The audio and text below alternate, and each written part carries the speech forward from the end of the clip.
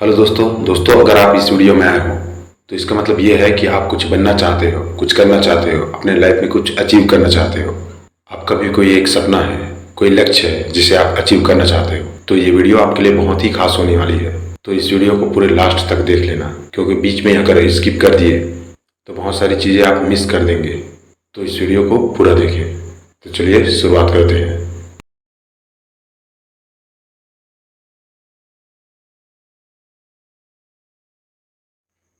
मशहूर Apple company के संस्थापक स्टीव जॉब्स की ज़िंदगी में साल 2003 में एक मोड़ आया जब उन्हें पता चला कि उन्हें कैंसर है।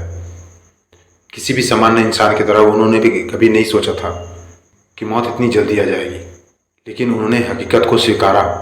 उन्होंने जीवन के बचे हुए समय का उपयोग बेहतर काम को पूरा करने में किया। साल 2005 में स्टैनफोर्ड यूनिवर्सिटी के समारोह में स्टीव जॉब्स ने पावरफुल मोटिवेशनल स्पीच दी, जिसमें उन्होंने कहा, जब मैं 17 साल का था तब मैंने एक उदाहरण पढ़ा था कि अपने हर एक दिन को अगर अंतिम मानकर जिएंगे तो एक दिन आप सच साबित होंगे।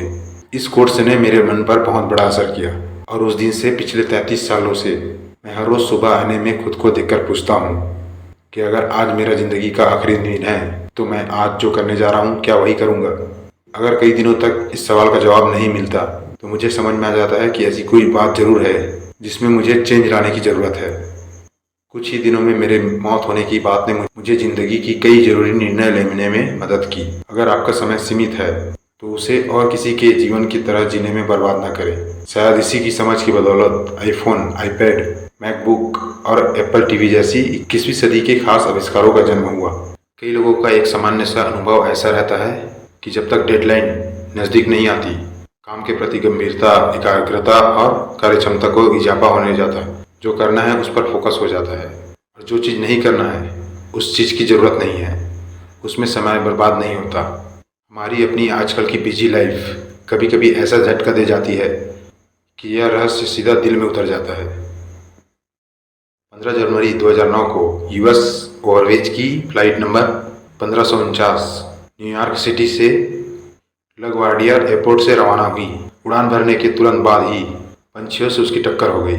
कैप्टन सलनबर्ग और फर्स्ट ऑफिसर को हडसन नदी पर विमान को आपातकालीन लैंडिंग करवानी पड़ी। जब यह जहाज पानी तक पहुंचा तब तक उसमें सभी सवार यात्रियों ने ये सोच लिया था कि अब मौत तय है। इन आखिरी पलों में कई यात्रियों को जिंदगी के बारे में ऐसी कुछ चीजें समझ में आई जो अब तक कभी भी नहीं आई थी। पायलट ने जब हडसन नदी पर विमान की चमत्कारिक लैंडिंग करवाई और सभी यात्रियों को जब यह एहसास हुआ कि वो जिंदा है तो उन्हें जिंदगी का एक नया उद्देश्य मिल गया।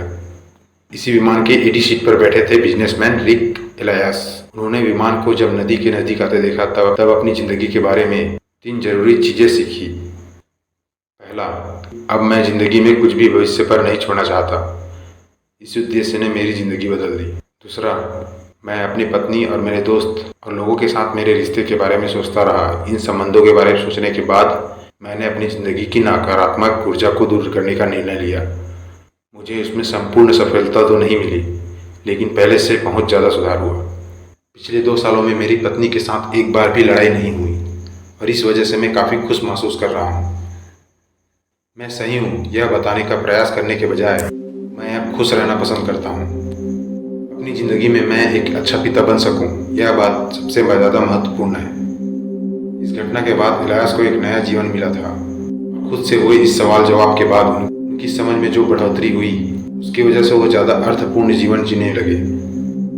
वैसे अर्थपूर्ण जिंदगी की शुरुआत करने के लिए हमें मौत का अनुभव नज़दीक से करने की ज़रूरत नहीं है। अपनी ज़िंदगी को परिवर्तन लाने के लिए हमें अपने अंदर को टटोलना होगा, दूसरों के अनुभव से सीखना होगा।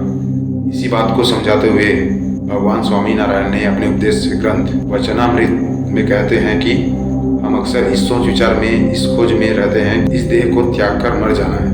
इसमें ज़्यादा देरी भी नहीं दिखता। यह ऐसा निश्चित लगता है कि इस घड़ी, इस क्षण में हमें मरना है। यानी हम हर एक दिन को ऐसे जिए कि आज मेरी ज़िंदगी की आखिरी दिन है, तो हमारा ज़िंदगी जीने का तरीका ही बदल जाएगा। अपने स्वभाव, अपने दृष्टिकोण, अपने करियर और व्यवहार में भी परिवर्तन दिखेगा। आपके जीवन में बहुत सारे नए लक्ष्य दिखने लगेगा। अगर आप अपनी ज़िंदगी में कुछ करना चाहते हैं, कुछ बनना चाहते हैं, अपने काम को टालिए मत। अपने आप को डेट देना बंद करिए। कल करूँगा, अगले हफ्ते करूँगा, मैं अगले महीने करूँगा, मैं सितंबर में करूँगा, मैं अक्टूबर में करूँगा, मैं 2023 में करूँगा, 2024 में करूँगा, ये सब